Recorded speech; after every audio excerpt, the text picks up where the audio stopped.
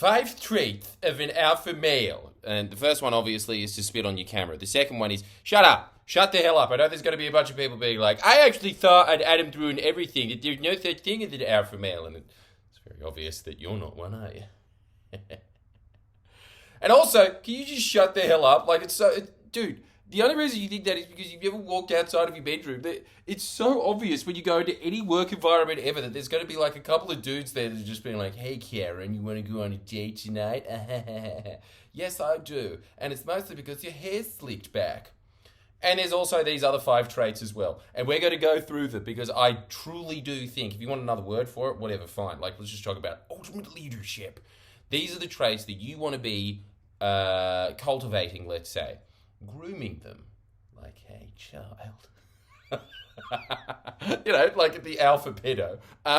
You want to be putting these and instilling them into your life. And obviously, you want to be doing them because these are of great benefit to you if you have these traits. If you have these traits, you're going to be fine in any environment that you ever find yourself in. I can promise you that. You want these traits? Well, here they are.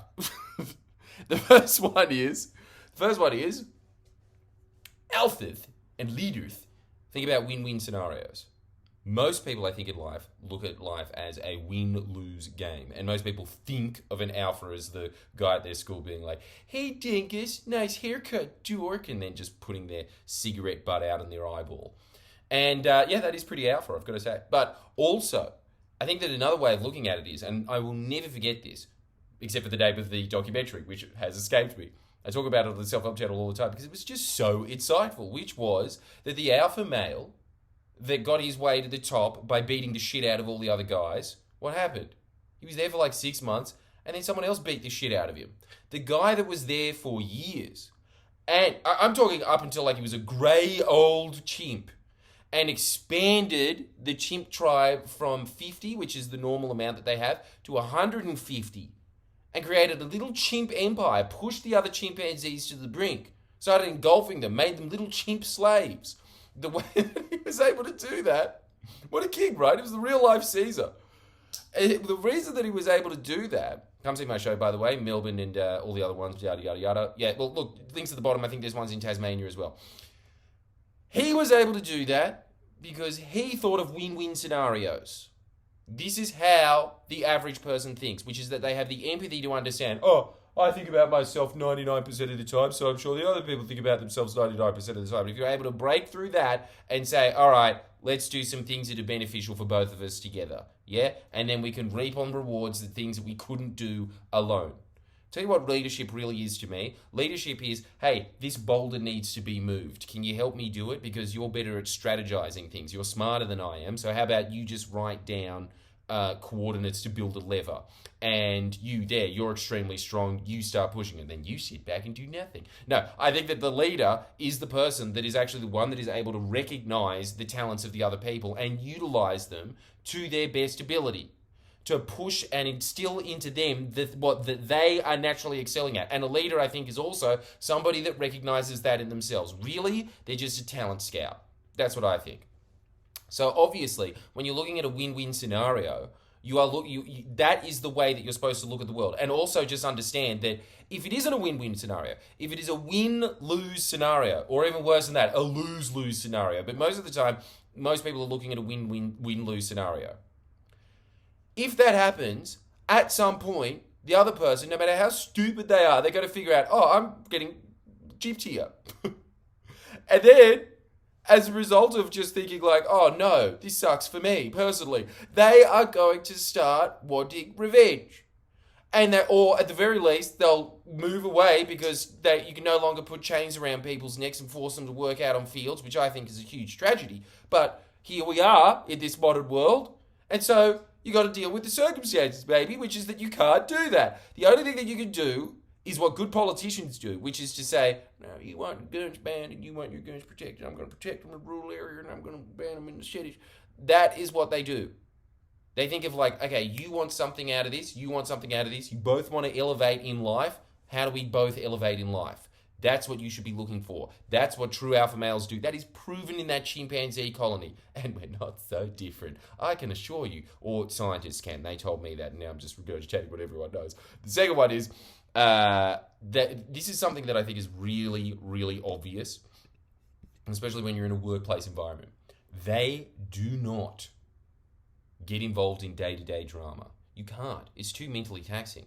But the other thing as well is, you get involved in day-to-day drama, what happens? People start resenting you. What do people appreciate in life? And if you're in an elite team, drama is not going to sit around for very long. It doesn't have time. You're going to be kicked out very quickly.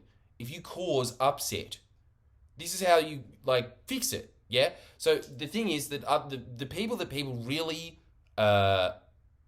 look to, I suppose, are the people that kind of manage conflict.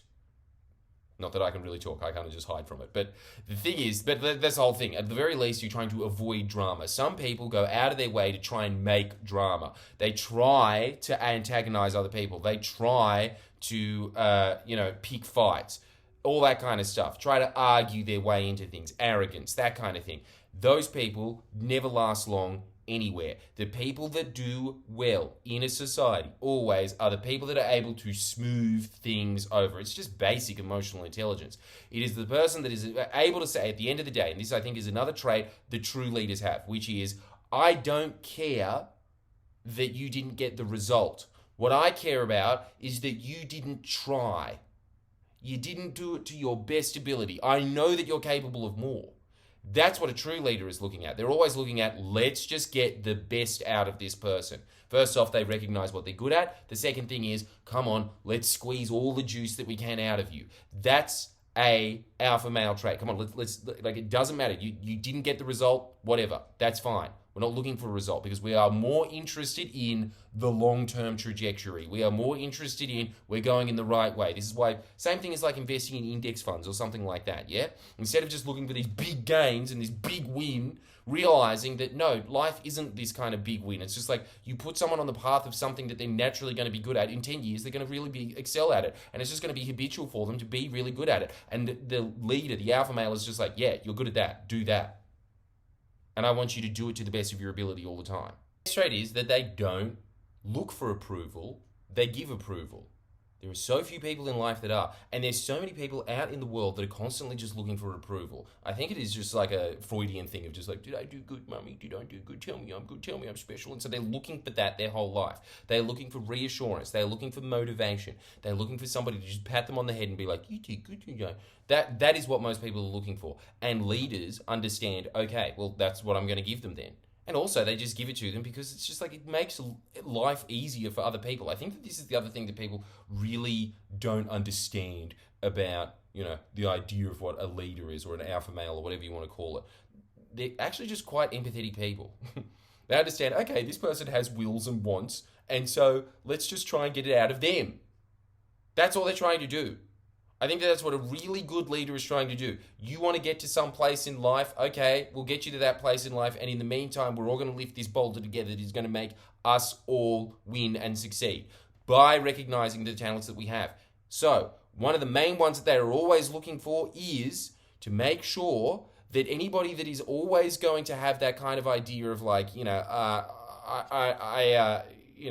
don't know if I'm good enough, blah, blah, blah, blah, blah. They're always going to be reassuring. They're always going to be somebody that is always saying to the people around them, yeah, you can do this. You're very good at it. And then when they do it, they give them a little pat on the head like they're the dog. This is the other same thing as with dog owners, right?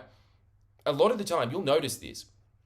With a lot of dog psychology, I think when I see a bad owner, there's always two things. There's always them apologizing to the dog, and then there's the other thing of them just yelling at them all the time, just always giving them a hard time. And then the other one is just what do you want? What do you want? Give the dog a task. Give the dog a task. If it's a retrieving dog, what's it going to like? It's going to like throwing sticks.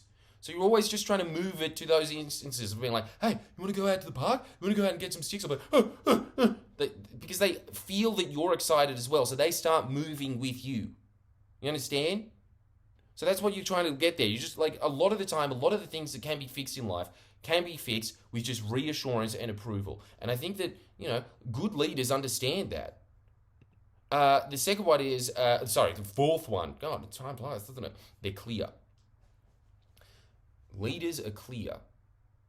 They're clear because if they're not, people don't understand them and then nobody listens to them. This is the whole thing. People always think that like being complicated makes you smart. It doesn't. Being clear about something that is complicated is true leadership, okay? So you go back to being in your lecturer days. Anytime anybody was sitting there and talking about like, okay, so global economics is, and they're using all these words to obfuscate things, it's obvious that they just want a grant. And so they just say something so people go like, oh, I must be smart, and then give them something, yeah? You go back to the lecturers that made it fun, gave you some little tricks, gave you like, hey, everybody, let's just do the 10 coin experiment, see what happens. Yeah. Yeah, that's a good question. Nice. Not only were they doing that, but they were also talking about complicated ideas, but making them simple. And this is the whole thing. Pretty much anything on planet Earth can be explained simply if you're good at explaining things. So that's pretty much it. It's just like, really, like you look at Bill Clinton. Bill Clinton has an extreme knack for summing up situations very well. He's so good at doing that. He's just able to sum up the mood of the country like that. And it is because he is clear. He's precise. And so, look, anytime that you're ever in the option of, do I explain this simply? Do I try and make it more, like, do I try and make it all jazzy and this kind of, no, just get it out there. You know, it's a main thing. It's just like, how do you expect someone to follow orders if they don't understand what you want? And then the final one is, and this is kind of linked to the win-win thing, but this is something that I think most people in life, and it really scares me actually. What really scares me in life is that I think most people are not taught to have goals that are bigger than yourself. To have goals that are bigger than yourself, ironically, is extremely humbling and also puts you up on a higher pedestal than everyone else, because most people are just interested in the day-to-day. And when they have got the day-to-day fulfilled, like they do in the West, what do? Self-indulgence, get pissed off about petty things. And it's because they're going nowhere in life. People that have bigger goals, they want to achieve and accomplish something greater than themselves. They have energy and they have motivation for the rest of their life, first off. But on top of that, people are attracted to them because they realize like, oh, this person has purpose. Maybe I can just leech off of their purpose as well. And so they start moving around that person because they start seeing that that person has energy. They want to accomplish something. They want to have some positive impact in the world. And most people do not have this. Most people never want to be part of something bigger than themselves. And as such, they just get older and pettier and worse in every way. And also, I think that you're just a waste of space. Like, you're really just taking up consumption. That's all that's happening there. You're just consuming, and then you start going into all these bad jobs, and then you start justifying them to yourself of, I'm a medical insurance person because somebody's got to do it, and no, it's a bigger system than me. Well, why aren't you trying to change it? Why are you going and slotting into it? Because it's easy to do, and you're a lazy piece of shit, and you deserve to be tortured. Anyway, that's my views. Make sure that you sign up to Jordan Shanks if you want more of these reminders, and if you want to get these treats instilled into you as quickly as possible with the most effective route that there is. I think I've got hundreds of people at this point that can attest to it. Everywhere I go across the country, there's people that just cry on the streets and come up to me and be like, I was in such a bad way before you. Now I've got my life together. Now I'm a millionaire, blah, blah, blah. Like, there's so many positive stories as a result of the fact that, and this is not because of me, this is just because I do the thing that I'm good at, which is reading and then making the book seem entertaining. That's my skill in life. So if you want somebody that is doing that is just injecting you with hundreds and hundreds of books of wisdom, please do yourself that favor. It costs you less than a can of Coke. For Christ's sakes, the can of Coke is going to ruin your life. Just that Coke. That's it. But think about that. I am the opposite of Coke, and I'm cheaper. Way cheaper than Coke. Make sure that you sign up today. Links in the description. Come see my live show.